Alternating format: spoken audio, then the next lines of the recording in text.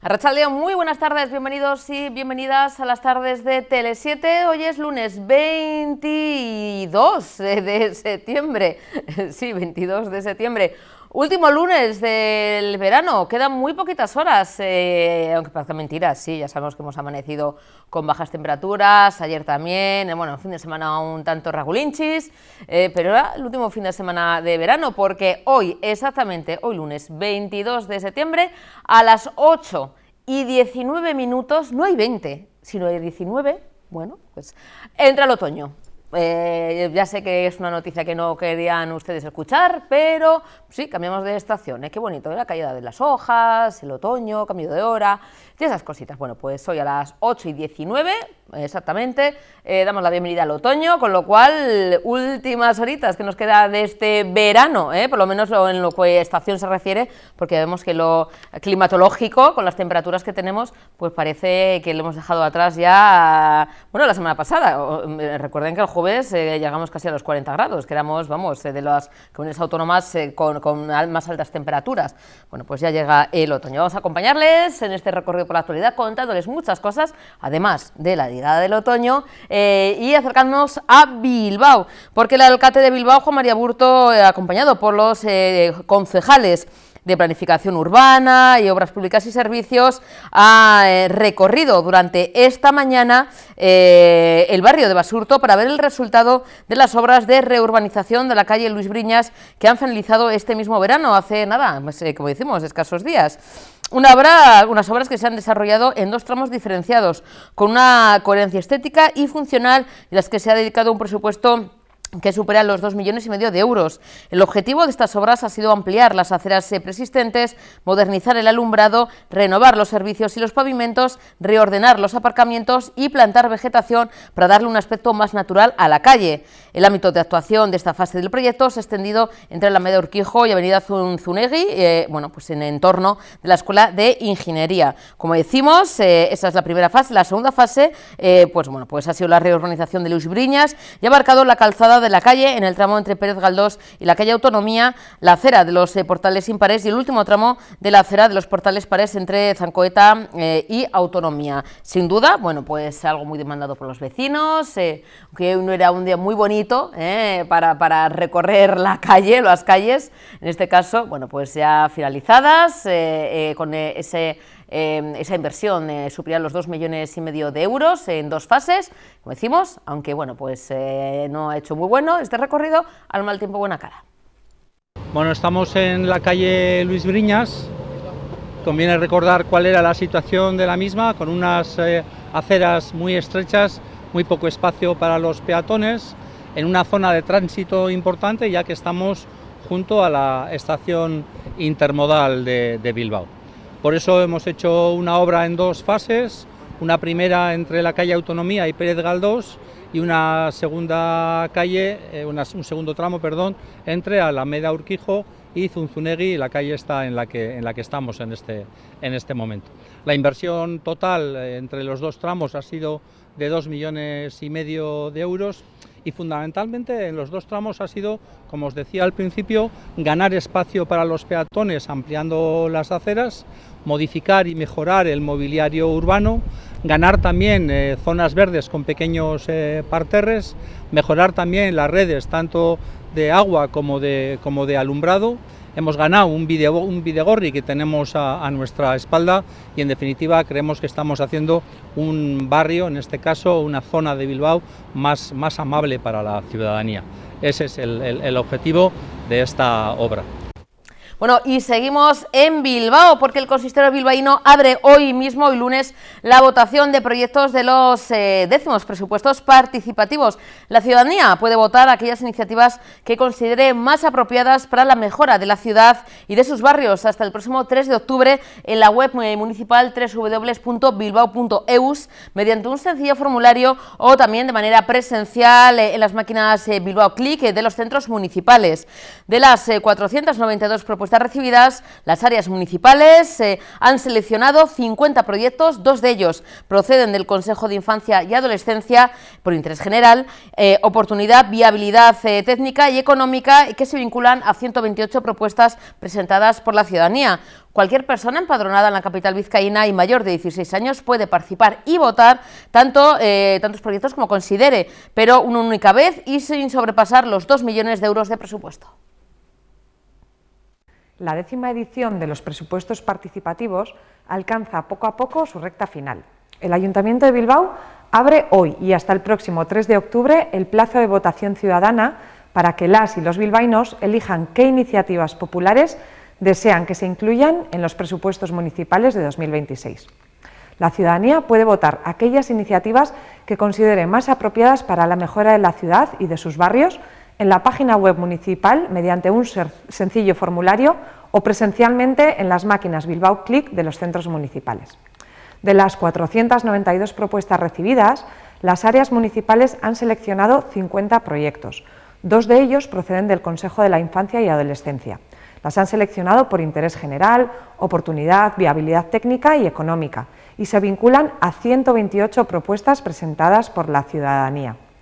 Cualquier persona empadronada en Bilbao y mayor de 16 años puede participar y votar tantos proyectos como considere, pero una única vez y sin sobrepasar los 2 millones de euros de presupuesto. Anímate y participa.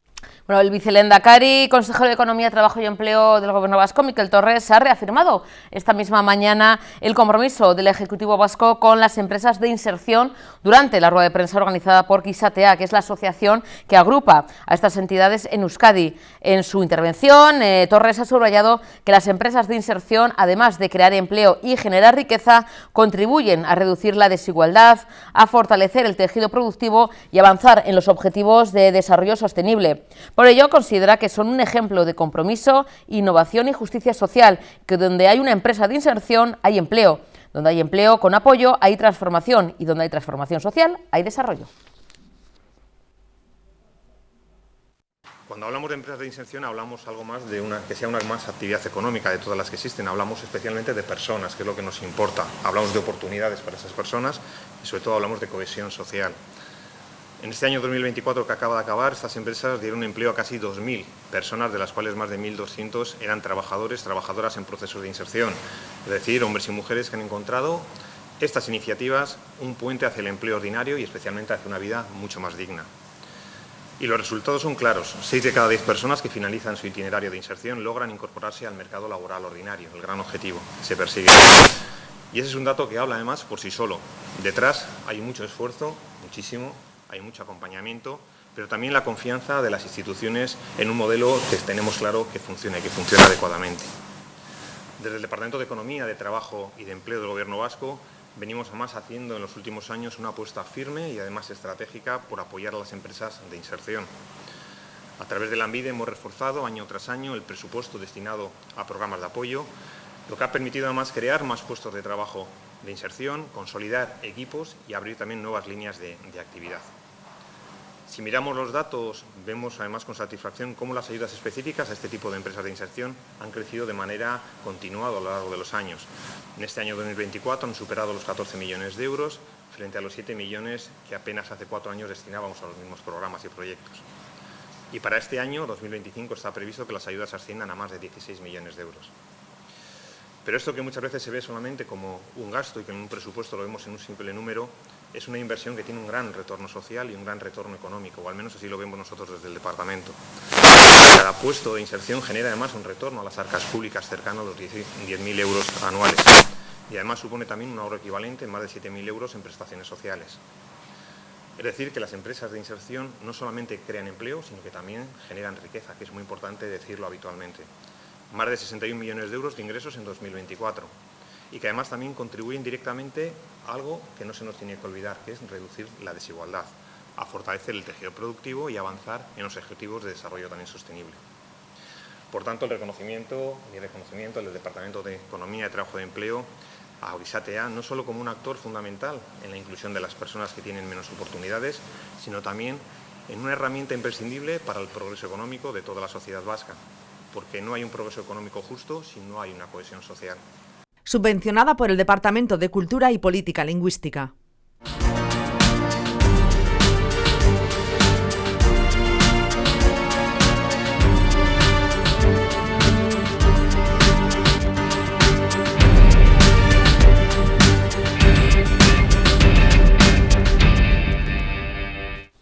Bueno, y dentro de nuestra sección Agurfakes tenemos al otro lado para contarnos todos los detalles de a qué nos referimos cuando hablamos de alfabetización mediática e informacional y con la juventud también como eje central de este tema. Aran Hacha, ella es directora de UNETSEA, la Asociación del País Vasco para la UNESCO. Aran, buenas tardes, Arratsaldeon.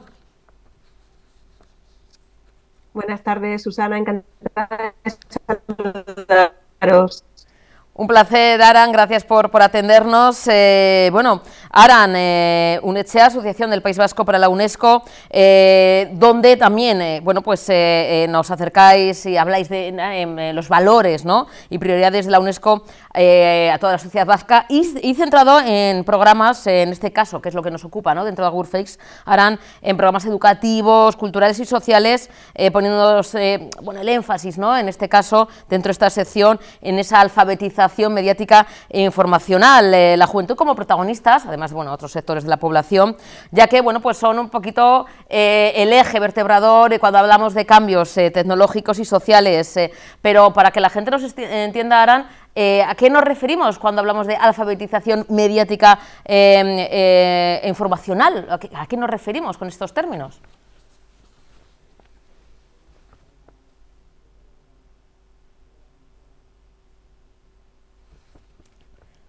Parece que no tenemos a Aran, se nos ha perdido la conexión.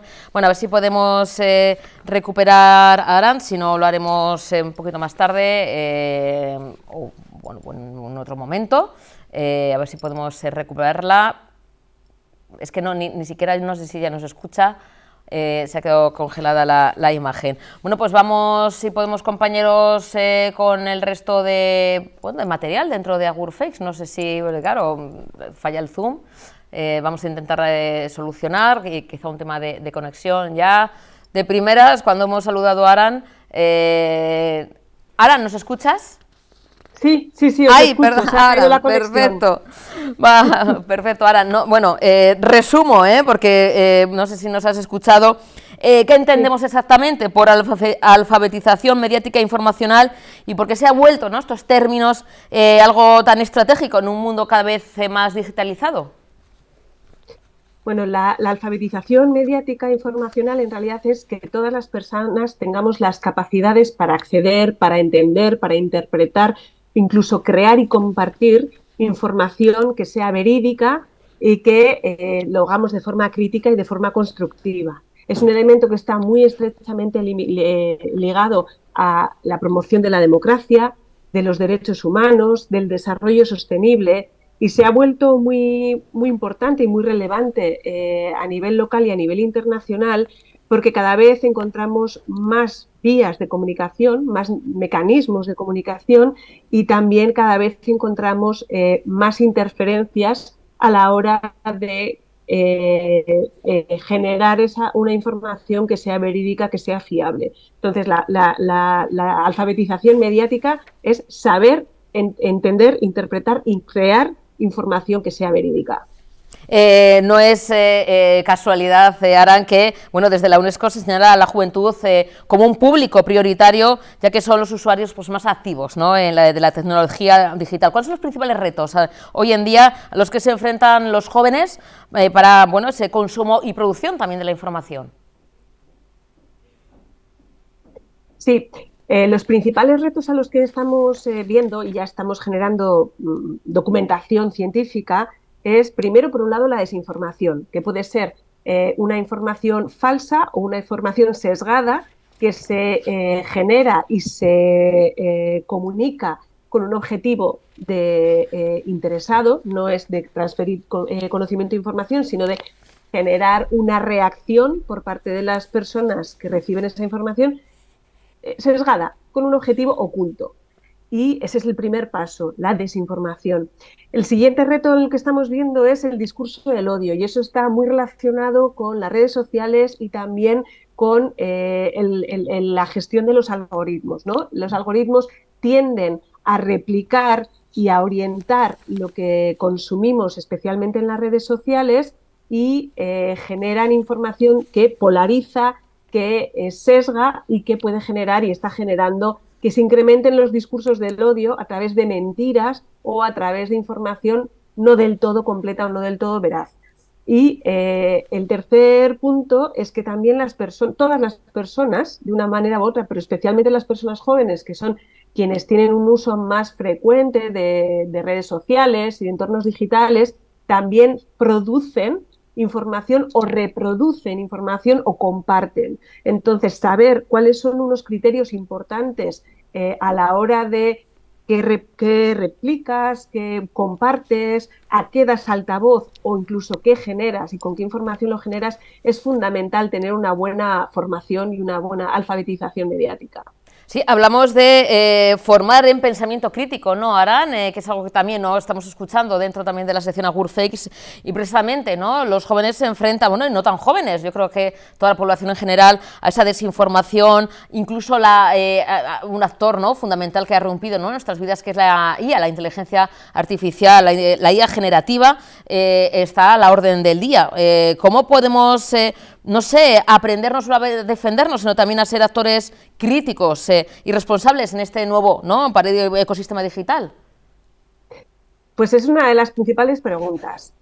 Un elemento muy importante es interpretar de dónde nos viene una información. Puede ser un medio de comunicación tradicional, puede ser una plataforma digital, puede ser a través de WhatsApp o otro tipo de mensajerías instantáneas, y analizar de dónde viene una información es muy importante para saber por qué se ha generado y se ha compartido esa información y entender cuáles son los objetivos a la hora de compartir esa información. No es lo mismo el objetivo que puede tener un medio de comunicación como es Tele7, que tiene una vocación pública fundamental como muchos otros, u otros medios que están vinculados a intereses más restringidos o que no son tanto del bien común. Por otro lado, hay que también saber interpretar qué tipo de actitud, o sea, cuando yo leo una noticia que me genera una reacción, ¿qué reacción me genera? Esa reacción la hubiese tenido si hubiese leído la noticia con más información, con otra diferente. Muchas de las fake news o de la desinformación que recibimos, lo que busca es una reacción muy emocional y muy inmediata en torno a un tema del que no tenemos toda la información. Entonces, bueno, es importante complementar esa información, ver si otros medios o otras plataformas tienen una información que lo contrarreste, que lo analice, que dé otro punto de vista o que nos dé una profundidad más sobre ese tema. Y también existen herramientas de verificación de medios online y también herramientas de verificación para ver si una imagen o un contenido ha sido generado por IA o no. Es cierto que cada vez es más difícil porque a día de hoy mucha de la información o de las noticias que nos llegan nos parece bastante irreal y es cierta, con lo cual se confunde y ese límite entre lo que es real y no cada vez es más difícil de identificar. Por eso mismo necesitamos contrastar la información con otro tipo de fuentes y también con herramientas de verificación que existen y que para eso las tenemos a nuestra disposición. Aran, ahí en concreto tenéis una serie de programas, ¿no? Bueno, pues en UNESCO para precisamente, ¿no?, hablar de alfabetización mediática informacional dirigidos a jóvenes, pero también el resto de la población, o sea, que sepa que, bueno, que también la acción nos conlleva la participación de todos y de todas. Sí, todos los formatos de medio de comunicación son susceptibles de reproducir voluntaria o involuntariamente información que no es verídica. Y por lo tanto, toda la población, independientemente de cuáles sean nuestras vías de información, tenemos que asegurarnos de que estamos consumiendo, interiorizando y analizando información que es verídica. Los medios de prensa tradicionales también pueden ser susceptibles porque se hacen eco de las noticias que se generan en otros medios. Y ahí la responsabilidad que tenéis los medios a la hora de verificar evidentemente vuestras fuentes, incluso en un momento en el que se haya podido compartir información que no haya sido verídica, el reconocer abiertamente que ha habido un error a la hora de comunicarlo también es una forma de generar credibilidad a ese medio. Y ahí tenemos todas las personas pues esa responsabilidad de entender si esa información tiene vías de ser real o no, y en el momento en el que vayamos a actuar, porque tenemos esa información, antes de actuar poder verificarla. Hay una fecha marcada en el calendario, Aran, y es que, bueno, pues el mes que viene, del 24 al 31 de octubre, bueno, Colombia, ¿no?, será sede de la Semana Mundial de Alfabetización Mediática e Informacional. ¿Qué significa este evento a nivel global y qué papel juegan, como decimos, en este caso también los jóvenes en este espacio? Bueno, pues este es el encuentro internacional que, promovido por la UNESCO, que dentro de las Naciones Unidas es la organización responsable de tanto de la educación como de la comunicación y la información. Es el evento en el que se espera que los Estados miembros tomen decisiones para impulsar desde las políticas públicas mecanismos para que toda la población podamos tener recursos, conocimientos, capacidades para informarnos bien. Ahí no solo van a participar expertos y expertas mundiales del ámbito de la educación y de la comunicación, sino también los Estados miembros de UNESCO, y también se va a promover que participen personas jóvenes para que lideren y coprotagonicen esa generación de políticas públicas y soluciones contra la desinformación. Aran, desde UNECHEA en Bilbao, ¿no? ¿Qué papel juegan los centros locales en trasladar este tipo de iniciativas globales, ¿no?, que nos lanza UNESCO al ámbito más local y comunitario, como hacéis la labor en UNECHEA en Bilbao? Pues la labor que hacemos desde UNECHEA, como otras organizaciones que también trabajamos desde lo local, es vincular eso que está pasando en el día a día en nuestro entorno, en nuestro caso en Euskadi.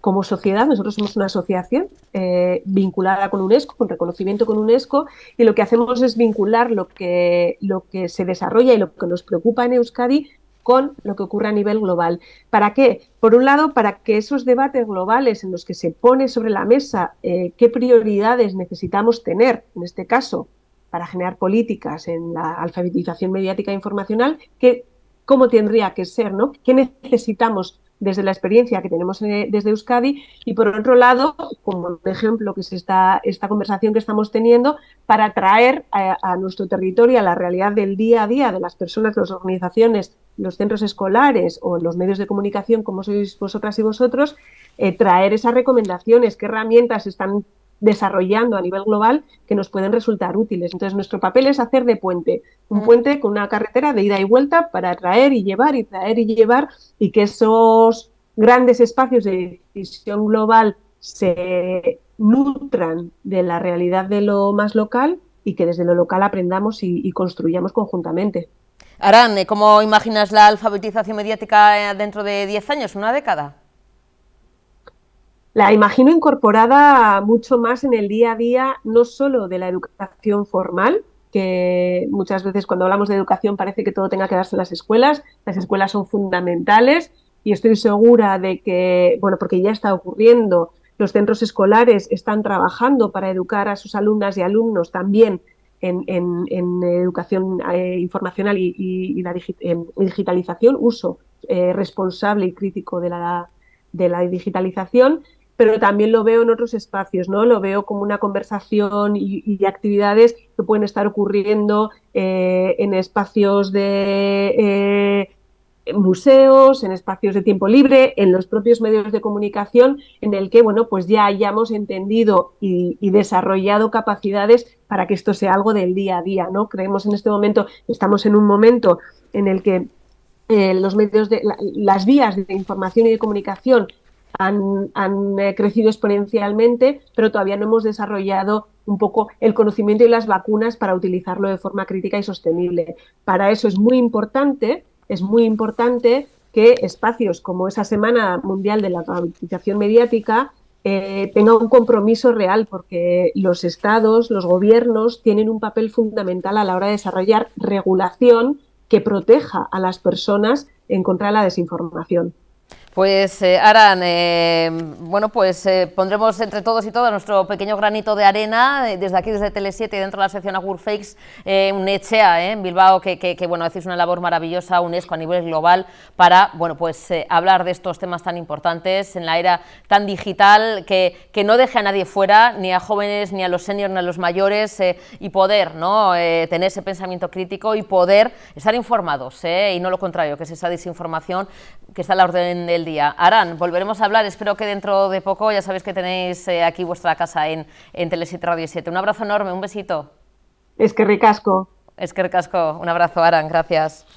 Bueno, seguimos en este caso dentro de la sección Agur Fakes, porque, bueno, pues también está a la orden del día, y es algo, bueno, que ya lo contamos en su día, hace unos cuantos meses, que, bueno, pues estaba circulando, incluso poníamos otros ejemplos, porque no solamente la primera dama francesa Brigitte Macron, ¿no?, está en el punto de mira con esas teorías conspiranoicas, ¿no?, con, bueno, esos comentarios en redes sociales afirmando que nació hombre, con incluso imágenes manipuladas con IA, diciendo que así era Brigitte Macron, hasta, bueno, antes de dar el paso a ser mujer. Se apuntaban también otros nombres. Yo me acuerdo que hace unos cuantos meses también la sección Agur Fakes ponían ejemplos de Michelle Obama, la que fuera primera dama estadounidense, incluso Begoña Gómez, bueno, pues la mujer del presidente Pedro Sánchez. Había algunos nombres que salían a la palestra sin ningún tipo de pruebas, afirmando, bueno, pues tal cosa. Oye, y si es así, pues que no pasa nada. ¿Qué pasa? Bueno, pues Instagramer, una creadora de contenido, bueno, pues en el caso de los, bueno, pues Emmanuel Macron y Brigitte Macron, bueno, pues va a ser denunciada, van a aportar incluso pruebas, porque están ya, me imagino, que hasta el gorro de todas estas historias, noticias y noticias fakes, como decimos. De nuevo, esta narrativa desinformativa, como decimos, no es nueva y afecta, pues, a estas múltiples figuras públicas, oye, siempre femeninas, no solo del ámbito político, pero bueno, no es al contrario, casi nunca es, vamos, masculinas. Como decimos, la primera dama francesa va a aportar pruebas de que es una mujer, con esa denuncia a esta creadora de contenido, y como decimos, no es algo nuevo, ha vuelto a tomar impulso de unos meses a esta parte, y como decimos, bueno, pues la pareja ya ha denunciado, ha demandado, bueno, tenemos aquí el nombre, Candice Owens, que como decimos, esta creadora de contenido, este Instagramer, y van a presentar pruebas científicas para probar que Brigitte Macron es una mujer. Fotos de Brigitte Macron embarazada, criando a sus hijos, alguno de esos, por ejemplo, de esas pruebas. El fenómeno, como decimos, es recurrente y afecta a mujeres de todo el planeta y no solamente del ámbito de la política. Bueno, pues teorías y narrativas desinformativas y, como decimos, pues en este caso, ya hartos de tanta especulación, van a probar, bueno, van a aportar pruebas científicas para desmontar estas afirmaciones que circulan ya desde hace tiempo en redes sociales. Bueno, ¿qué hay detrás de también algo que es bastante recurrente y que también lo hemos contado aquí en la sección Agur Fakes? Esos bulos, esas desinformaciones que relacionan el autismo con las vacunas. Una madre asegura que a su hija le diagnosticaron autismo tras vacunarse con 7 meses. Bueno, pues ya desde bueno, los expertos y la Confederación de Autismo España se confirma que es falso, que no hay ninguna relación entre autismo y las vacunas. Como decimos, es algo que también es bastante recurrente, estas teorías también conspiranoicas de que las vacunas producen estas relaciones con el autismo, y bueno, pues es algo totalmente falso y totalmente que lo niegan desde, imagínense, la Confederación Autismo España y desde los auténticos expertos, revistas científicas y demás. No hay ninguna relación entre el autismo y bueno, pues la administración de vacunas, con lo cual esos testimonios de que, bueno, una madre, ¿no?, sale hablando de que su niña, bueno, pues que nació sana, recibió una vacuna a los 7 meses, perdón, y luego se le diagnosticó autismo, bueno, pues son testimonios que no tienen ninguna, vamos a decir, ninguna prueba científica, pero que, bueno, que de vez en cuando sigue siendo recurrente, de vez en cuando siguen apareciendo en redes sociales.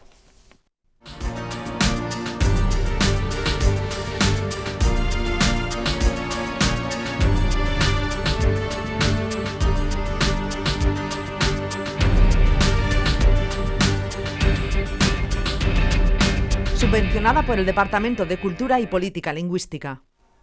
El lehendakari Manuel Pradales ha recibido esta mañana en el Palacio de Ajuria a los y las embajadoras de la Unión Europea acreditados en el Estado español, en el marco de una visita organizada por el embajador de Dinamarca, Michael Brath.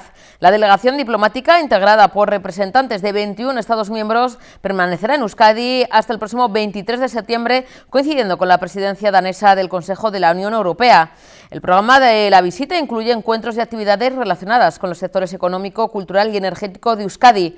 Durante el encuentro, Pradales ha reivindicado la fuerza y el papel que pueden ejercer estados sin nación como Euskadi para el fortalecimiento democrático del proyecto europeo y ha reclamado tener parte activa en los desafíos tecnológicos y estratégicos a los que se va a enfrentar el viejo continente en ámbitos como el impulso a la cooperación transfronteriza o la reindustrialización. También poder participar directamente en la gestión y redistribución de los fondos europeos. Basta con mirar atrás para comprobar que vivimos en un mundo cada vez más incierto, más volátil, más inseguro. Brexit, crisis de personas refugiadas, pandemia, crisis global de suministros, invasión de Ucrania, auge de autocracias, de gobiernos autoritarios, de populismos, guerra comercial, genocidio en Gaza, calentamiento global, catástrofes climáticas. Algunos de estos shocks han servido para hacer que Europa despierte, que Europa profundice en su integración y que en Europa hayamos llevado a cabo acciones sin precedentes. El apoyo unitario a Ucrania, la mutualización de la deuda, los fondos Next Generation, la compra conjunta de vacunas durante el COVID, demuestran que cuando tenemos voluntad política, Europa puede y sabe responder a cualquier reto y no nos importa su magnitud. Pero los tiempos actuales nos obligan a que demos pasos adelante. Europa no puede estar a la expectativa ni puede estar operando de carácter meramente reactivo. Necesitamos una Europa que reclame su lugar en el liderazgo del mundo, que tome la delantera y se anticipe a los retos.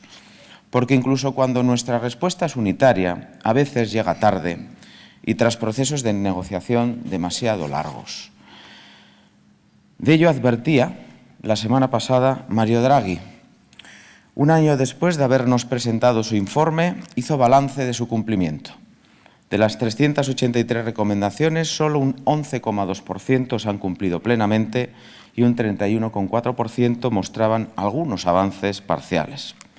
Esta lentitud exasperante con la que avanza la Unión Europea puede ser, si no lo remediamos, nuestro camino irreversible hacia la irrelevancia global. Hace tiempo, además, que conocemos la receta. Creo que debemos bajar a la farmacia, comprarla y tomarla. El mundo actual nos exige mucha más velocidad, mucha más escala y mucha más intensidad. Creo que ha llegado el momento de imprimir esa velocidad. Asimismo, la falta de una posición contundente y coherente en algunas situaciones erosiona la credibilidad del proyecto europeo y lo debilita ante otras potencias mundiales. La reacción ante la barbarie humanitaria de Gaza, en mi humilde opinión, es un ejemplo de esto que digo. Tenemos desafíos muy relevantes a la vuelta de la esquina, como la futura ampliación de la Unión Europea, los acuerdos con Mercosur, con India o el nuevo marco financiero plurianual. Necesitamos pasar de los informes a la acción, garantizar nuestra autonomía en industria, en defensa, en alimentación, en acción climática, en tecnología. Vienen meses decisivos y para afrontarlos con éxito necesitamos una Europa fundamentalmente con más y mayor autonomía política. La Comisión anunció recientemente en el debate sobre el Estado de la Unión medidas esperanzadoras en materia de competitividad o en materia de vivienda, precisamente con un comisario danés que está responsabilizándose de esta cuestión. Pero, en mi opinión, no hizo el mismo hincapié en las transformaciones que también nos urgen en materia de gobernanza de la propia Unión. Es el famoso elefante en la habitación. Es hora de dar un paso adelante respecto a la gobernanza de la Unión Europea. Necesitamos ser más rápidos, Necesitamos mantener la voz, pero no podemos mantener la unanimidad y un corolario como el veto. En la última década, en demasiadas ocasiones, este mecanismo ha sido utilizado de facto como un mecanismo de bloqueo egoísta y para la obtención de contrapartidas, muchas veces financieras, obstaculizando una toma de decisiones rápida e impidiendo que la Unión Europea alcance todo su potencial en la escena internacional. Creo que ni los juegos de equilibrios ni los acuerdos de mínimos sirven hoy por sí mismos, para garantizar la supervivencia de Europa y el rol que le toca desempeñar en este mundo global. Opino que debemos avanzar hacia un sistema de mayorías, un sistema donde los pueblos y las naciones sin Estado seamos también parte activa de una verdadera gobernanza multinivel, que estemos, por lo tanto, profundizando en los principios de subsidiariedad y de proporcionalidad. Urge un salto hacia un poder distribuido más justo y hacia una gobernanza colaborativa más eficaz. Pueblos y naciones como el vasco tenemos mucho que aportar, además, al fortalecimiento de Europa y del proyecto europeo, por ejemplo, en 3 ámbitos que me gustaría citar brevemente: el impulso a la cooperación transfronteriza, la reindustrialización europea o el fortalecimiento democrático. Bueno, dejamos un momentito la actualidad política para adentrarnos de lleno en la actualidad literaria. Como nos gusta la novela negra, los buenos thrillers, que aquí, bueno, pues presentamos libros de todos los géneros, por supuesto, pero la novela negra, bueno, pues es uno de los géneros, yo creo, más al alza y que más lectores y lectoras tiene. Y además, si el escritor, bueno, ya es reconocido y además, pues es de Bilbao, pues qué mejor. Damos la bienvenida a Alfonso del Río. Alfonso, buenas tardes, Arratsaldeon. Muy buenas tardes, Arratsaldeon, ¿qué tal? Bueno, Alfonso, El enigma de Anne Wallace es tu última propuesta, este thriller, bueno, tan absorbente, en el que, bueno, como una buena novela de Agatha Christie, todos pueden ser sospechosos. Hay, bueno, una galería de personajes muy interesante, algunos, la mayoría ficticios, pero otros también reales, y es que aunas, ¿no?, la novela negra con el acercamiento al mundo del arte, en un escenario como es la entrega, ¿no?, de los premios, ¿no?, Príncipe de Asturias. Ahí ocurre una catástrofe, la explosión de una bomba. Ahí cualquier persona puede ser. Como aunas, ¿no?, el arte, ¿no?, que descubrimos, ¿no?, en esta novela, pero también todos los entresijos de una trama, una investigación policial. No, pues mira, realmente es lo más difícil de la novela, precisamente es el momento inicial, que es lo que da un poco el origen a la novela, que es un atentado en el Premio Príncipe de Asturias en 1987, en el que hay un atentado contra la corona, como decimos, un joven príncipe Felipe entonces, y de repente pues los 7 premiados de talla mundial, conocidos en todo el mundo, ¿no?, se convierten en los 7 sospechosos. Es un comienzo muy, muy potente que de alguna manera condicionó toda mi escritura, ¿no?, y a lo largo de los 3 años que he estado con la misma, pues he tenido que refinarla, ¿no? Si bien lo decías, ¿no?, empieza como una novela casi pues de Agatha Christie, con esos 7 premiados que se convierten en los sospechosos encerrados en un hotel en una investigación en la que solo puede durar 48 horas, evidentemente, porque claro, no puedes retener a gente de esa magnitud ahí, pues luego le das el aire de thriller, ¿no? Pues yo al final por mi trabajo me dedico al mundo audiovisual y demás, entonces usas esas técnicas también de thriller en 2 cosas, sobre todo en el desarrollo de personajes y en el que esté diseñada la novela para enganchar. Sí, porque claro, la premura, ¿no?, esa investigación a contrarreloj hace que pues tenga, ¿no?, como decimos, ¿no?, ese atractivo, ¿no?, de thriller, y que la gente se enganche desde las primeras páginas, el que los sospechosos sean auténticos referentes, ¿no?, del mundo del arte, ¿no?, e incluso la principal sospechosa, una gran y reconocidísima pianista, pues es algo también bastante novedoso, ¿no? El que ella también participe en esa investigación, pero que también sea una de las principales sospechosas, ¿no?, de esa propia investigación. Sí, de hecho, en la primera página del libro, con lo cual no desvelo nada, ¿no?, se narra en primera persona por la propia Anne Wallace, que es la que da título a la novela, y es una de las premiadas, como dices, la pianista, y dice: me llamo Anne Wallace, tengo tantos años, 35 años. Dicen que soy la mejor pianista del mundo, aunque eso no lo sé. Tengo un trastorno de espectro autista y eso me hace, pues, parece ser muy inteligente. Dicen que he cometido un atentado contra la corona, o por lo menos soy una gran sospechosa para ello. Voy a ver si puedo resolver en las próximas 48 horas qué es lo que ha ocurrido, ¿no? Entonces, es un poco un personaje muy excéntrico. Ella es vizcaína, le llaman la Sorquiña, la bruja, de hecho. Y, y cómo se convierte un personaje así, de pronto en central, porque es sospechosa, pero a la vez es la que más ayuda al policía al que le encargan este marrón, por decirlo así, la que más ayuda a desbaratar el atentado, ¿no? Máxime sabiendo que incluso esas investigaciones pueden hacer que la elijan a ella como culpable. Bueno, una pareja, entre comillas, muy singular, ¿no? Anne Wallace y Lucas Bieda, ¿no? Que es este veterano policía que, bueno, pues se le asigna, ¿no? La investigación. Fíjate qué mundos tan diferentes, pero que podemos empatizar, ¿no? Tanto con Anne como con Lucas, que es un policía, me imagino, ¿no? Pues que le cae ese marrón, como comentas, en el que, bueno, pues tiene que descubrir, ¿no? Quién ha querido atentar, ¿no? Contra la corona, ¿no? En uno de los, vamos a decir, de los actos principales a nivel mundial, con todos los ojos puestos en esa entrega de premios, con tantos galardonados tan importantes, y fíjate, ¿no? Es un marrón curioso, ¿no? El tener que conseguir cuanto antes dar un nombre, ¿no? Conseguir saber quién son los responsables, incluso por el tema de la imagen pública, ¿no? De decir, oye, no, esto no se puede poner una bomba, un atentado de este calibre y que no conseguimos resolverlo. ¿Cómo es Lucas Bieda? ¿Cómo es este veterano policía? Porque le vamos a descubrir también su faceta profesional, pero también más humana, ¿no, Alfonso? Sí, sí, precisamente, ahí está el punto de la técnica, digamos, audiovisual. Es decir, en una novela pura de Agatha Christie, aquí lo que te importa es quién lo ha hecho y cómo lo ha hecho. Cómo se comete un crimen en el sitio más imposible de realizar, que era un poco lo que a mí me atraía a escribir, ¿no? Efectivamente, si el lector lee algo sobre la seguridad que rodea el Premio Príncipe de Asturias, la verdad es que le va a resultar increíble, porque es espectacular.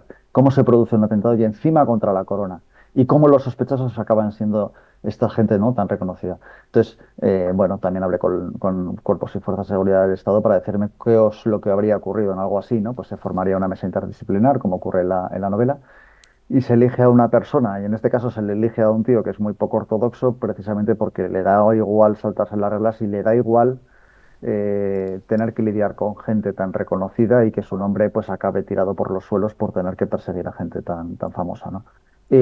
Esa pareja, como dices, es muy potente. También hay una tercera, que es lo que mencionabas al principio, que es el único personaje de los 7 personajes premiados que no es ficticio, es Eduardo Chillida, ¿no? Que también hay un homenaje hacia él y hacia su mujer, Pilar, en la novela. ¿Y por qué le puse ahí? Porque efectivamente él en la realidad, le concedieron el premio Príncipe de Asturias en 1987, y me parecía oportuno dejarlo como uno de los personajes reales, y porque creo que era el único que podía comprender a una persona como Anne Wallace, recluida allí, una persona con ese trastorno tan inteligente pero tan apasionada por el arte, ¿no? Ella solamente entiende las notas de música, ella es capaz de registrar todas las cosas a nivel intelectual y a nivel de percepción, pero no es capaz de interpretar las emociones, y para eso, digamos, que necesita, pues, a alguien, a un mentor como Eduardo Chillida. Y por otro lado, pues la pareja con Lucas Bieda, pues es algo en lo que hemos trabajado mucho, con mucha gente alrededor que conozco, pues, de guionistas o gente experta al final en esto, que al final es muy bueno dejarse apoyar al escribir una novela, y creo que nos ha salido algo bastante redondo. A ver. Alfonso, ¿qué papel juega también el lector, la lectora, en cuanto a la información que aportas? Es decir, ¿vamos a ir de la mano con el inspector, con Bieda y con Anne, o el lector va a tener un poquito más de información y ellos van a ir un poquito más retraso? Es decir, a nivel información de investigación, ¿qué papel juega el lector o lectora?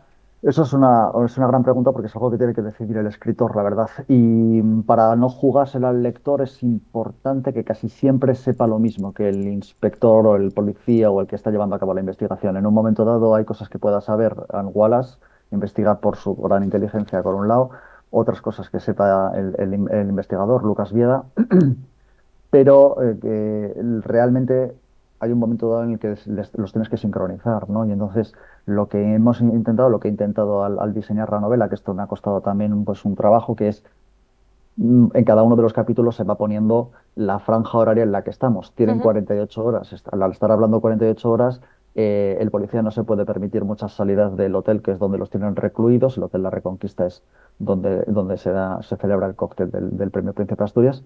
Entonces, al final, de alguna forma, el lector acompaña todo momento en la investigación. O sea, todo momento va a saber cuánto tiempo, a qué hora es y cuánto tiempo queda para que todo se resuelva. Alfonso, ¿es conclusiva? Es decir, ¿vamos a saber al final de la novela quién es el o los encargados de este atentado? ¿Es un final abierto o puede haber continuación a la novela? Puede haber continuidad por los personajes. Los personajes tienen mucho peso, están gustando mucho.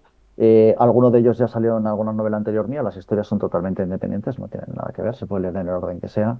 Pero bueno, Lucas Vida era un gran personaje que tenía en La Ciudad de la Lluvia, una novela anterior, y le hago evolucionar. Has mencionado antes, que se me ha olvidado contestarte, la parte familiar de este personaje, que nadie se imagina como un personaje, un policía así es capaz de tener un punto familiar, pero ahí se ve que es su oasis donde se recoge, donde además haciendo escenas divertidas. La gente se lo va a pasar bien, o sea, porque también tiene un punto de humor la novela, ¿no? Y sí es conclusiva. O sea, el capítulo acaba, se sabe qué es lo que ha ocurrido y sobre todo, pues, quién es el cerebro pensante, ¿no? Porque estamos hablando también de una época, 1987, Guerra Fría, también los años de plomo y tal de ETA, entonces se piensa que ha sido uno de los premiados, porque dentro del hotel el ejecutor, pero que debe haber un cerebro pensante atrás, porque algo no puede estar tan diseñado, ¿no? Le llaman el crimen perfecto, no puede estar tan bien diseñado si solamente depende de una persona. Bueno, pues Alfonso, que lo descubran leyendo El enigma de Anne Wallace, que no se van a arrepentir. La verdad es que es una muy buena propuesta para empezar, hoy ya que cambiamos de estación, empezar este otoño. Alfonso, un auténtico placer, gracias por trasladarnos con tu literatura, con tus letras, bueno, pues en este caso esta investigación a contrarreloj, y gracias por entrar en directo en las tardes de Tele7. Un beso, mucho enorme. Gracias a vosotros, agur. Un besín, agur, Alfonso, gracias.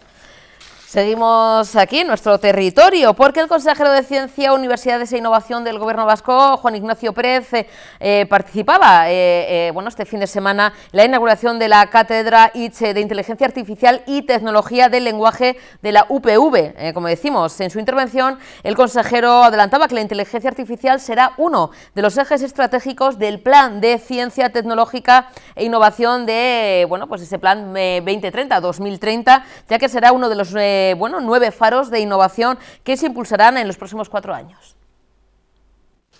Que yo creo que en el plan al que me he referido antes, el Plan de Ciencia, Tecnología e Innovación y los faros de la innovación a los que me he referido antes, va a tener un reflejo, ¿no? O sea, no se trata solo de pensar en la inteligencia artificial como algo que sirve para otras cosas, por supuesto que sí. Claro, por eso, entre otras cosas, por eso se hace, sino como un objeto de investigación en sí mismo. Esto, desde el punto de vista del departamento que yo dirijo, no es trivial. O sea, no se trata solo de apoyar una tecnología determinada para aplicarla en diferentes áreas, sino que además se trata de, con el apoyo de las políticas del departamento, producir buena ciencia en inteligencia artificial, porque esa buena ciencia en inteligencia artificial tendrá además después otros efectos, otras consecuencias, ¿no?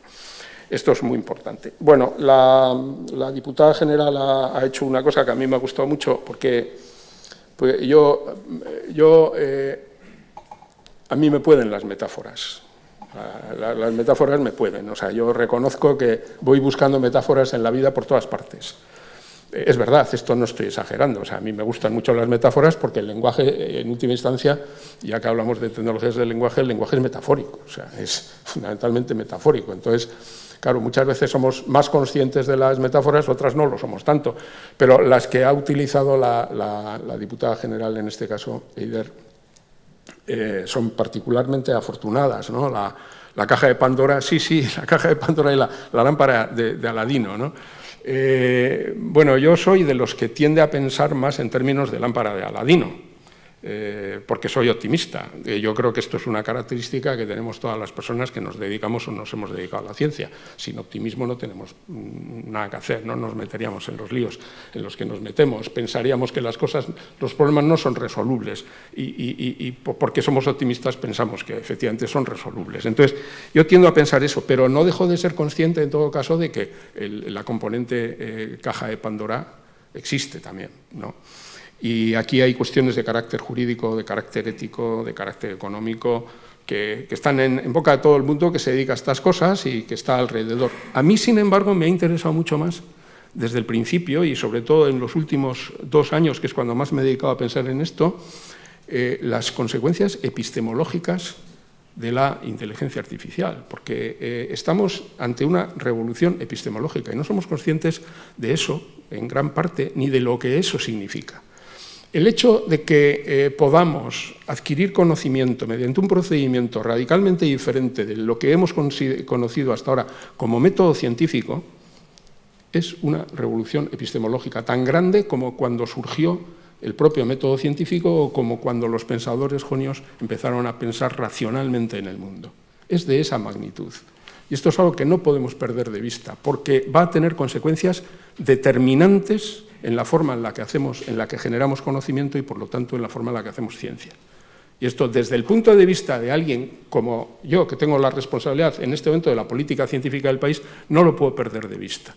La inteligencia artificial tiene unas posibilidades maravillosas, pero tiene, no sé si llamarlo el problema, de la opacidad metodológica y funcional. La opacidad metodológica en el sentido de que no sabemos lo que ocurre allí dentro y la funcional en el sentido de que tampoco somos capaces de resolver la secuencia de relaciones causa-efecto que unen un fenómeno con otro, aunque la inteligencia artificial nos esté diciendo que esos dos extremos están vinculados, ¿no? Esto es una revolución epistemológica que tendrá consecuencias muy importantes.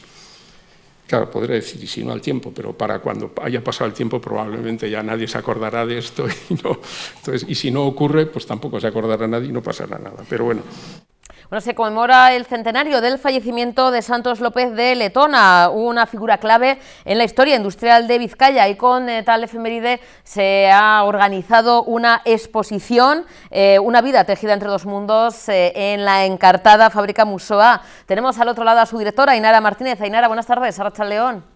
Hola, Arratsaldeon, buenas tardes. Gracias por atendernos, Ainara, para hablarnos de esta interesante muestra, una vida tejida entre dos mundos. Título bien elegido, porque hablaremos, ¿no?, de la vida, ¿no?, de esta figura clave de la historia industrial de Vizcaya, en esos dos mundos, ¿no?, México y Vizcaya. Pero antes, para que la gente se haga una idea, Ainara, ¿quién fue Santos López de Letona, tan unido también a la fábrica de la Encartada?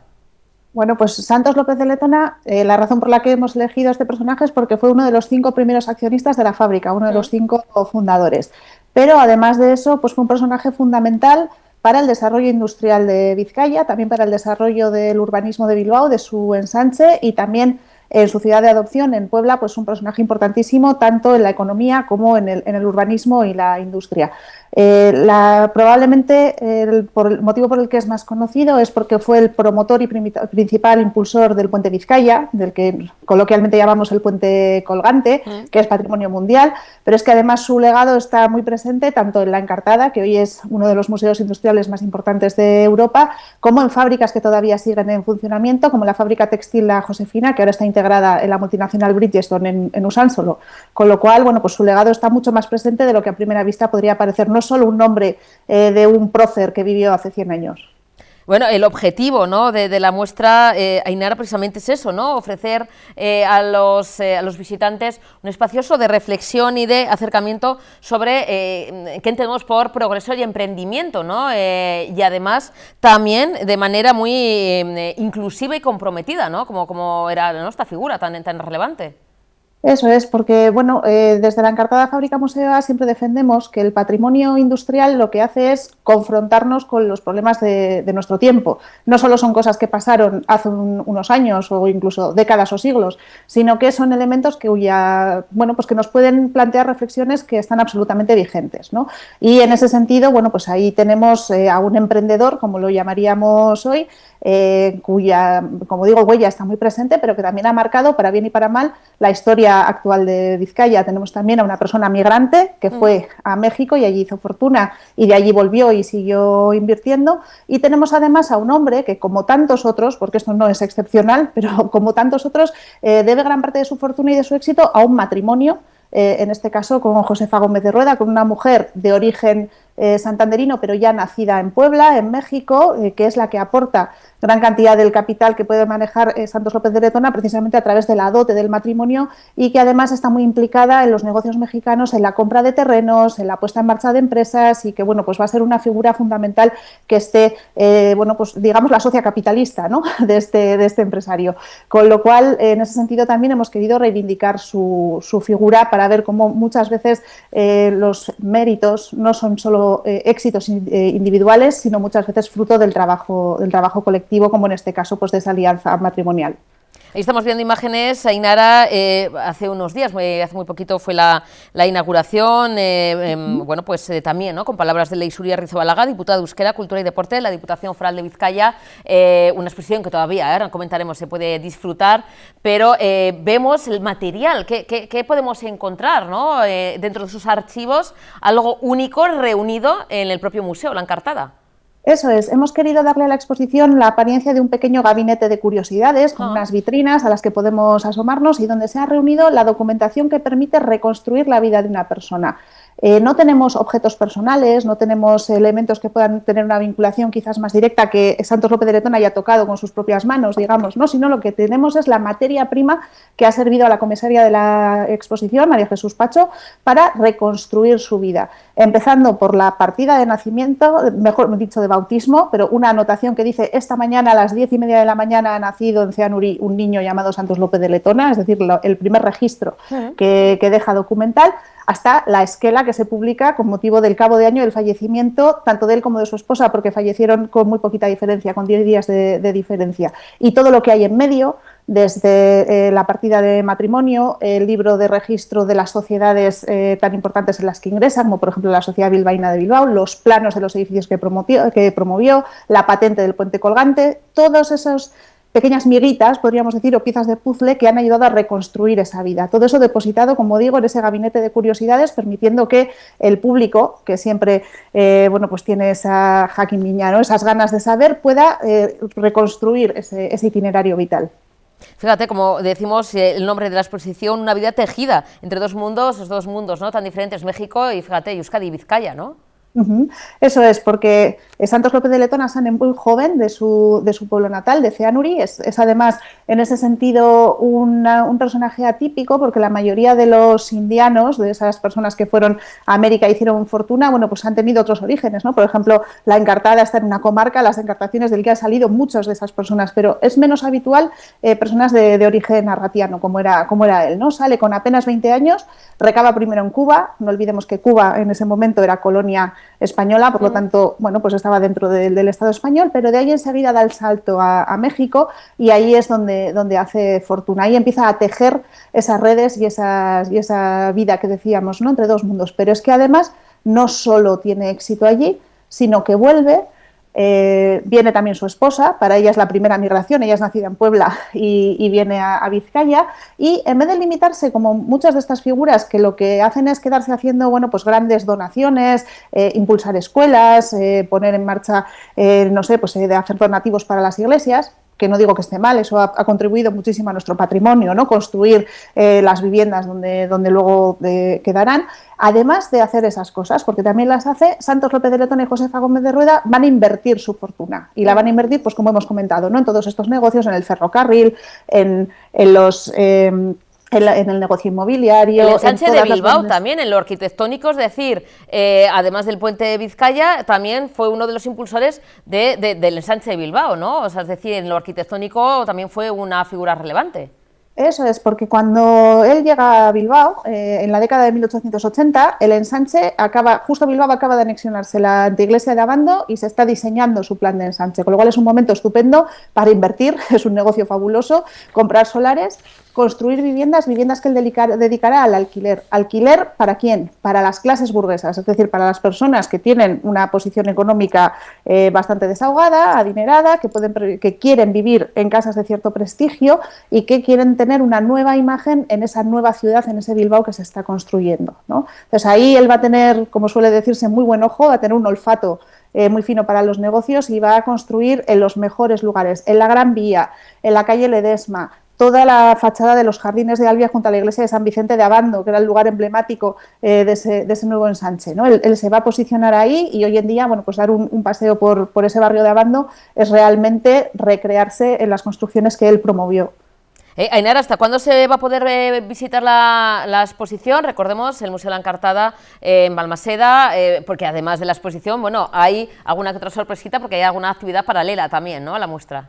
Eso es, bueno, la exposición se va a poder ver hasta el 12 de abril. Como es una exposición que ha recabado bastante documentación de distintas fuentes, archivos públicos, archivos privados, bueno, pues queríamos que fuese una exposición que hubiese tiempo para disfrutar, con lo cual está hasta el 12 de abril. Y durante esos meses que va a estar la exposición allí, efectivamente vamos a hacer toda una serie de actividades. Ya enseguida, el día 1 de octubre, vamos a hacer una mesa redonda con 3 personas expertas sobre la figura de Santos López de Letona y sobre su esposa, Josefa Gómez de Rueda, la comisaria de la exposición, María Jesús Pacho, Alberto Santana, que es uno de los grandes conocedores de esta figura y de su labor en Vizcaya, y Blanca Estela Santibáñez, que es profesora en la Universidad de Puebla y que ha estudiado toda la labor que hizo allí al otro lado del Atlántico. Y además vamos a hacer visitas guiadas a la exposición, pero visitas guiadas temáticas, es decir, cada visita va a ser diferente. Y vamos a... No sé si he perdido la conexión, perdonadme. Sí, no, perdonadme. Sí, ha habido algún corte. Sí, decía que vamos a hacer visitas guiadas temáticas en las cuales cada visita va a ser diferente, con distintos temas, y vamos a hacer además visitas a Bilbao, a ese Bilbao de López de Letona y Josefa Gómez de Rueda. No solo el que promueven y ayudan a construir, sino también el que se encuentran cuando llegan desde México. Con lo cual, bueno, pues creo que va a ser una oportunidad interesante de reflexionar sobre cómo han cambiado las cosas desde hace 100 años aquí. Pues Ainara, desde la Encartada Fábrica Museo, contándonos todos los detalles, que nadie se lo pierda. También más información, imagino, ¿no?, en la página web, por si quieren ver, apuntarse. La muestra es gratuita, pero bueno, el tema visitas guiadas, toda la información de cuándo, horarios, imagino que estará en la web, ¿no?, vuestra web. Eso es, sí, en toda la información en el museo, y si, bueno, pues también es fácil llamarnos por teléfono o escribirnos un correo electrónico y mandamos toda la información que sea necesaria. Además es una buena excusa para dejarnos caer por Balmaseda, que yo creo que es un planazo redondo, ir a la exposición y luego, oye, pues tomarnos un agua por Balma y disfrutar de ese paraje, las encartaciones tan maravillosas. Así que nada, Ainara, es que ricasco, nos vemos prontito, un muso enorme. Es que ricasco su hoy, agur. Un besín, agur. Continuamos más tardes de Tele7 y ya empezamos con buenas propuestas. Acabamos de empezar la semanita, pero ya estamos marcando nuestra agenda, en nuestro calendario, pues propuestas chulas, donde se aúna pues motor, música, iniciativas solidarias y sobre todo buena gente bonita que nos viene a visitar fiel a la cita el último fin de semana de este mes de septiembre, viernes, sábado y domingo en Sestao, gracias a este fin de semana tan redondo sobre ruedas organizado por Moon Riders. Damos la bienvenida, empiezo por el presi, Sergio Zores. Sergio, buenas tardes, Arratsaldeon, bienvenido. Jon Herrera, Jon, buenas tardes, Arratsaldeon. Bueno, también el Capi, ¿no? Capitán de ruta. El capitán de ruta, eso es, que nos va a llevar bien, bien guiados y guiadas, claro que sí. Bueno, estamos comentando, presi, ¿qué número era, ¿no? ¿Qué edición era de un poquito de Sestao Rider? La sexta edición por ese parón de la pandemia. Sí, ¿no? Empezamos en 2019 en Sestao con este formato de Sestao Rider. Y pues bueno, evidentemente con la pandemia tuvimos que parar y pues bueno, de entonces aquí pues seguimos continuando y pretendemos seguir continuando en Sestao haciendo este tipo de eventos. ¿Cómo surge un poquito, Sergio, la iniciativa de hacer algo que en un principio, pues bueno, imagino que no sé si fue solo un día y ha habido ampliación y ya es todo el fin de semana, imagino que en un principio casi algo, ¿no?, más para vosotros, ¿no?, para el club, y luego se ha extendido todo Sestao y fuera de Sestao. ¿Cómo surge un poquito la idea? Pues en Sestao siempre ha habido un ambiente motero, así de toda la vida, por decirlo de alguna manera, y entonces es verdad que hubo unas primeras ediciones en las que se organizó, que fueron a nivel nacional más bien, y era el Showbike, que era una pasada de gente que venía a Sestao, y aquello eran unos conciertos, vamos, impresionantes y tal, y un ambiente de alucinar. Lo que pasa es que aquello se perdió, pues por circunstancias de la vida, y luego sí que hubo otro grupo motero que lo retomó y tal, y luego se quedó un poco ahí en el aire y tal, no sé qué.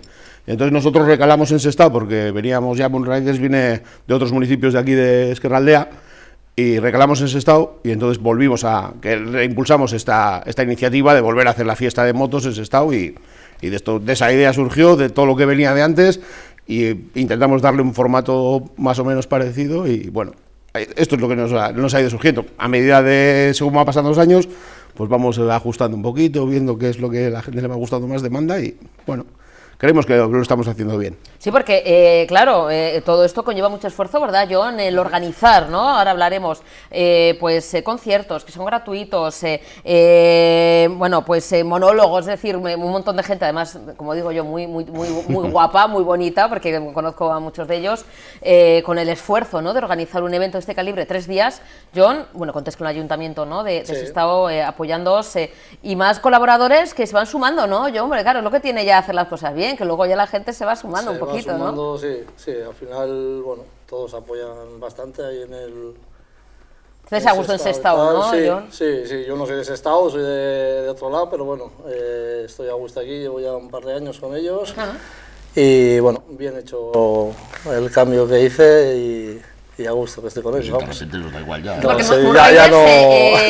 ¿de dónde cada uno? Claro, de un municipio, ¿no? Hablamos margen izquierda, ¿de dónde más o menos? Eso es, somos todos más o menos de la margen izquierda, la mayoría, pero es verdad que tampoco somos todos de Sestao, con lo cual él es de Zorroza, tenemos más miembros que son de Zorroza, Santurce, Portu, tal, no sé qué, entonces... Algunos tenemos en Vitoria y... Sí, algunos. O sea que aún así, eso es. O sea que, entonces, sí, nosotros pues somos amigos, nos gusta el tema este de las motos, y ahí estamos todos juntos, al final.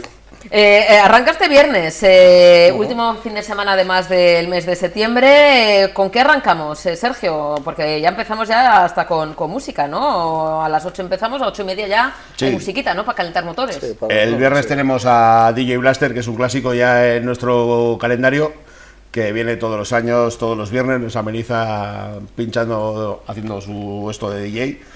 Y pues bueno, es una fiestecilla así un poco peña para ir cogiendo ambiente, y bueno, pues así un poquito de grupillo, ¿sabes? Más casi para nosotros, que es el día que podemos disfrutar, porque el resto de los días realmente estamos currando. Sí, porque el resto de días, madre mía, el día siguiente, el 20, ¿ves? El sábado que viene es 26. 27. A ver, 27. El 27 de septiembre, el próximo sábado. Un montón de cosas, ahí vemos que está completísimo. Arrancamos a las 10. Apertura de inscripciones. ¿Qué conlleva estas inscripciones? ¿Para qué es, Presi? La inscripción al final es un detallito que hacemos a la gente que viene allí, que quiere participar con nosotros y tal. En este caso voy a enseñar a John, yo no me voy a mostrar, que no estoy para enseñar esta camiseta, uno de los detalles, claro. Y luego una bolsa con nuestro logo y un imán tipo nevera, vamos a decir. También con un logo nuestro, que son muy chulos, y la verdad es que está gustando bastante. ¿Va a venir, os consta que van a venir moteras de otros sitios, incluso de otras comunidades autónomas? No sí, sé sí, suelen venir de fuera, sí. Sí, ya tenemos varias solicitudes de Valladolid, de Zaragoza, Madrid, Logroño. Sí, hay bastante gente interesada este año. La verdad es que también es verdad que lo de la acampada nos está ayudando, y entonces es verdad que otros años no ha habido tanta afluencia para el tema de la acampada, pero ya cada vez la gente lo va viendo. ¿Porque otros años no había, Sergio, zona acampada? Sí, hemos tenido. Lo que pasa que es verdad que la gente, si no viene y no lo ve, tampoco sabe cómo es. Entonces, claro, al ser una zona cubierta, con la posibilidad de tener unos vestuarios, con unos baños... ¿Dónde va a ser? En La Salle, en el Colegio La Salle, en la parte inferior, que es una zona cubierta, y ahí lo hacemos. Tenemos los vestuarios para que la gente se pueda duchar de que esté acampada, y luego tiene unos baños, entonces nosotros lo tenemos acotado para ellos, y la verdad es que comodidades tienen bastantes.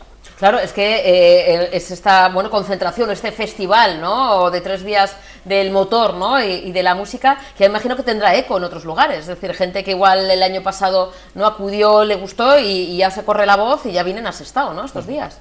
Sí, la verdad es que la gente al final enseguida Cuando abrimos el periodo ya pusimos el cartel y tal, nos empezó a llamar, a decir, oye, ¿cuándo va a ser? ¿Cómo se va a hacer? Tal, no sé qué. ¿Este año vais a volver a hacer lo mismo? Sí, digo, sí, evidentemente sí. Y la gente, pues cada vez, es que al final, lo que te decía antes, en Sestao siempre ha habido un poco la tradición esta motera, entonces volver a retomar esto y que la gente cada año vaya participando y viendo que el ambiente está bien, pues se va animando más, obviamente, claro. Bueno, antes de entrar de lleno en la programación del sábado, ¿hay novedades? ¿Vais cambiando un poquito año tras año? Que podemos un poquito, que habéis incluido, ¿no? Algo que también la gente igual, oye, dice, para el año que viene esto, lo otro. Este año novedades no tenemos, la verdad. Es un poco similar a otros años, de conciertos, monólogos, tal, no sé qué. Novedades no, hemos quitado lo de la salsa porque al final... Sí, bueno, no te voy a explicar por qué, pero ya sabes que tenemos ahí una cuenta pendiente. Sí, es verdad, bailar Sergio tú y yo salsa en la concentración montera, pero bueno, eso lo haremos en algún momento. Entonces hemos tenido que... No lo hemos podido hacer este año. Entonces sí que es verdad que novedades en sí no hay, pero bueno, creemos que... Bueno, hemos metido lo de las actividades para críos de pintacaras y sí, que dibujar no sale. Sí, eso no sale ahí porque bueno, ha sido un poco así como a última hora y bueno, pues un poco para los críos para que hagan también... El peluquero solidario. Y el peluquero solidario. Eso es novedad también. Hemos tenido... Ya tuvimos un año, pero este año sí que viene una barbería de Baracaldo. Que Barbería Peña, que va a ir a hacer lo del peluquero solidario y la verdad es que están bastante involucrados y yo creo que va a ser resultar una cosa muy chula. ¿Y en qué consiste esto? Que es el sábado a partir de las 12 del mediodía. Pues mira, yo ya no me he arreglado la barba pues porque al final digo, tengo que dar ejemplo y tengo que ir a que me pelen un poquito. Entonces digo, pues este año va a hacerlo lo que te decía la Barbería Peña.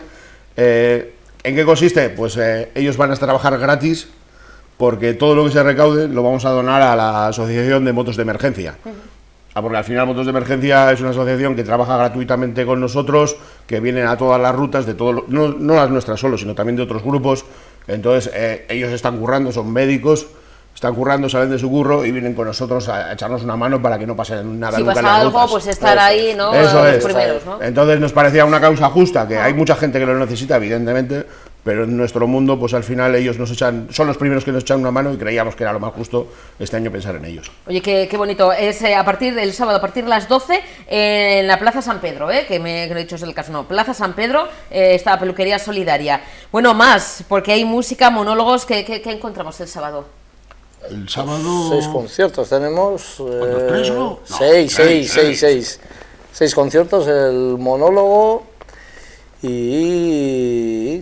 y el Stun, bueno, el Stun sí, el Stun es después de la ruta, que está muy buena la ruta de todo esto. Sí, ¿qué es esto? Porque lo he hecho yo. ¿Qué es? Este año, esto sí que es un poco novedad, porque habitualmente es el que hace las acrobacias en Sestao. Hemos tenido, vamos a llamarle problemática, la seguridad, el ayuntamiento nos ha exigido unas medidas de seguridad más importantes, no como se han hecho todos los años, entonces porque en otros municipios ha habido algún pequeño accidente y estas cosas, entonces el ayuntamiento se estaba dicho que no quiere que esto suceda en nuestro municipio, joder. Y hemos tenido que cambiar la ubicación. Este año lo vamos a hacer en la dársena de la Benediza y entonces se va a celebrar allí. Es verdad que sabemos que es un poco eso, porque está más alejado del centro y va a costar un poquito más que el público se acerque, pero hombre, son acrobacias únicas, que la gente, yo creo que es una buena oportunidad el sábado a partir de las 7, en la dársena, ¿no? Algo único, ¿no? Ver a este artista sobre 2 ruedas. Sí, la verdad es que, a ver, el sitio está muy bien, porque es verdad que es una recta, entonces la foto va a ser muy bonita con el puente colgante de fondo y estas cosas, o el horno alto de Sestao, entonces la foto va a ser espectacular, pero sí que es verdad que por contra, pues tenemos que la ubicación nos, vamos... Está apartado un poco. Está un poco apartado y yo sé que el público en general le va a costar. Nosotros vamos a ir, evidentemente, y la gente de las motos, pero el público... Bueno, pues que se muevan un poco, Los animamos a que vayan. Claro que sí, a las 7. Pero ya desde por la mañana, además de peluquería solidaria, bueno, a la 1 el sábado, bueno, maravillosos, de Mario Malatesta, frente al asilo de Cueto. Es decir, ya empezamos a la 1 del mediodía con música. Y luego más grupos, ¿no? Porque tenemos a Félix Zapata en la Plaza del Casco, es decir, Corrosión a las 10, Tonchu, ¿no? También en los bares, que los bares también colaboran. Es decir, géneros muy diferentes, ¿no? Sí. O se intenta, ¿no? Que cada uno tenga su estilo. Eso es. Nosotros hemos programado una serie de conciertos a lo largo de todo el pueblo.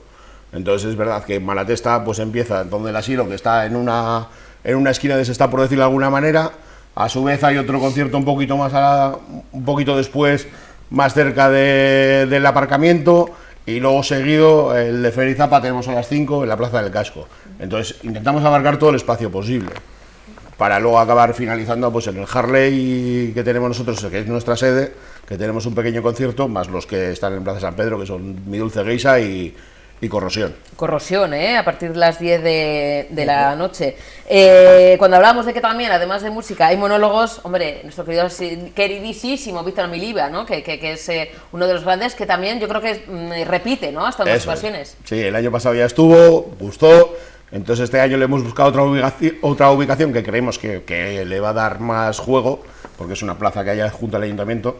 Entonces yo creo que le va a dar un poquito más de juego a participar a la gente y a él al hacer su monólogo. Qué bueno, también gratuito a partir de las 5 de la tarde en la Plaza del Orfeón. El domingo, John, también sin descanso, seguimos con jaleo, ¿no? Sí, el domingo, bueno, sí, a la mañana también la apertura de las prescripciones, o sea, las inscripciones, y luego la ruta a las 11, de 11 a 12, y luego a la 1:30 me parece que es el Stool, ¿no? Otra vez. De 11 a 1. De 12 a 1. Y sí, y luego, bueno, luego ya la entrega de los premios, de las inscripciones, de los números que se dan con las inscripciones, y bueno, y acabamos allá a la mediodía. Bueno, está muy bien, Bueno, que no se nos olvide que casi se nos pasa y la liamos, Presi, Sergio John, porque el sábado, volviendo un poquito para atrás, pero es que ahora me acabo de acordar, hay exposición de coches clásicos. Ah, sí. Cierto. En el Colegio de Cueto. Pues lo que hablábamos antes, para crecer a lo largo de todo el pueblo, el Colegio de Cueto está cerca de donde va a estar Mario Malatesta. Entonces, el Colegio de Cueto vamos a hacer una exposición de coches clásicos que también el año pasado tuvimos. Y este año repetimos pues, porque el formato nos funcionó. De hecho, este año, sí, tenemos una novedad. Hemos hecho un mapa en el que va un QR para que la gente que venga a vernos, que sea de fuera, porque evidentemente los que somos de Sestao ya conocemos los espacios, pero es verdad que la gente que viene de fuera muchas veces anda un poco perdida y en alguna ocasión nos han preguntado, oye, pues el colegio de tal, ¿dónde está? Entonces, este año, como novedad, sí que es verdad que hemos dado un mapa con las ubicaciones en la que tú puedes leer. El mapa es verdad que no tiene un tamaño muy grande, pero bueno, tienes la opción del QR que luego tú en tu móvil pues ya lo puedes ampliar y ver las localizaciones de todos los eventos que hay. Oye, qué bien, qué organizado. Y algo que no puede faltar, que yo creo que no, desde la primera edición, imagino que habéis tenido, Sergio, el sábado a las 9:30, Ruta de Antorchas. Eso es. La ruta de Antorchas, a los caídos, ¿no? Eso es. La ruta de Antorchas sí o sí, eso es innegociable y hay que hacerla. Entonces, sí, salimos por la noche a hacer la ruta. ¿Por dónde va a ser, más o menos, Sergio? Salimos de Sestao, del aparcamiento de La Salle, subimos hasta el lado Cruz de Cueto, bajamos por Gran Vía hasta el ayuntamiento y luego bajamos hasta la calle, por Aipuru, hasta la calle Chavarri, y recorremos todo Chavarri, Rivas, pasando por el Horno Alto, y luego ya volvemos para Sestao para subir por la rotonda de la Cantera y Vía Galindo hasta el ayuntamiento otra vez y volver al aparcamiento. ¿Cuántos más o menos os podéis juntar? ¿No? Todos los Moonriders, evidentemente, bueno, gente que os quiere acompañar, ¿no? Sí, el año pasado es verdad que tuvimos bastante gente y no te sabría decir, pero es que sí que es verdad que el año pasado, por ejemplo, el domingo en ruta, teníamos más de 300 motos. Entonces, estamos viendo las previsiones meteorológicas que son favorables. Hoy precisamente hemos estado por las comisarías de policía diciéndoles que vamos a pasar, que vamos a hacer la ruta, tal, no sé qué.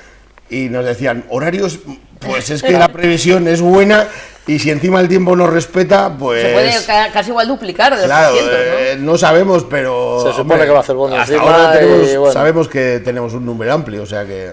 La gente se anima más cuando ve... Cuando sale el sol. El tiempo está más asegurado. ¿Qué tipo de motos? Para la gente que igual no está nunca en este tipo de concentraciones, Sergio John, ¿qué se puede ver? Porque... hay auténticas, yo siempre digo, obras de arte, sobre 2 ruedas, a mí que me encanta, yo siempre voy de paquete, pero bueno, me encantan las motos. ¿Qué se puede ver para un poquito aplicar a la gente, para que vaya? De todo. De todo. O sea, desde motos hechas, Cafferrace, Custom, Trail, Rs, Nake, de todo. O sea, puedes ver un... Nadie está exento, ¿no? O sea, el que quiera participar... Sí, eso es. En alguna ocasión algún quad hemos tenido, sí, motos de 3 ruedas, que si ya no José nos mata. Decimos que José tiene una moto de 3 ruedas. Sí, un Can-Can, esos Can-Can, sí, son las de 3. Son de 3 ruedas, sí, llaman además bastante la atención porque es voluminoso el vehículo y sí, llama bastante la atención. Sí, pero hay de todo, la verdad que viene de todo. Hasta el 49 y esto que hemos visto también alguna vez. Y la Vespa y estas cosas, que al final son motos igual que las... Claro. Todo es bienvenido, vamos, todo es bienvenido. Da igual, venga, No lo que venga, que todo es bienvenido. Eso es bueno. ¿Ya está todo listo, todo preparado? ¿O todo ya con la policía avisada de que, de que va a rugir, ¿no? Aquí no sé cuántas motos. La gente que venga de fuera, que tiene, ¿no? Esa zona de acampada, que oye, que se agradece, ¿no? Porque no sé si vosotros soléis también ir a otras concentraciones, tener un espacio cerrado, con baños y vestuario, pues yo creo que, oye, se agradece, ¿no? Una duchita, un aseo, ¿no? Se agradece mucho. José, se agradece. Se agradece mucho, además, tener un sitio... Claro, evidentemente vienen en moto, desde Madrid, Valladolid y... Sí, no, tener un sitio donde asearte, ducharte... Y... lo agradecen ellos y todo el pueblo de alrededor, para poder estar ahí a gusto. Sergio, pues este fin de semana, viernes y domingo, arrancamos ya una nueva concentración, Sestao Rider, organizada por Moon Riders, y con ese apoyo que siempre decimos es importante. Ahora hay muchos colaboradores, pero que el año que viene todavía sea más, ¿no? Sí. Porque todo lo que hacéis es gratuito, claro, para el público. Sí, eso claro. es. Nosotros todo lo que hacemos es en espacios públicos, con lo cual, si la ayuda evidentemente del ayuntamiento o del colegio que nos presta el aparcamiento y lo de la acampada, todos los hosteleros de Sestao que colaboran con nosotros, los patrocinadores que nos dan regalos para que podamos sortear con la gente que participa o que se inscribe. Entonces, sin esa gente es imposible hacer todo esto, porque al final da para lo que da y, claro, evidentemente, sin ellos no podemos hacer estas cosas. Oye, pues ya tenemos plan para este fin de semana, viernes, sábado y domingo, porque podemos ir los 3 días, mañana, tarde y noche, así que nada, ahí no que nos vamos al Sestao. Chicos, es que ricasco, como siempre, un placer, gracias. Nos tenemos que marchar, nos hemos quedado sin tiempo. Mañana volveremos con más información, más actualidad, más noticias, más ganas de compartir, como siempre, cada tarde con todos ustedes. Ya será el primer programa del otoño. Pues, queda dicho. Un besito, Virarte, agur.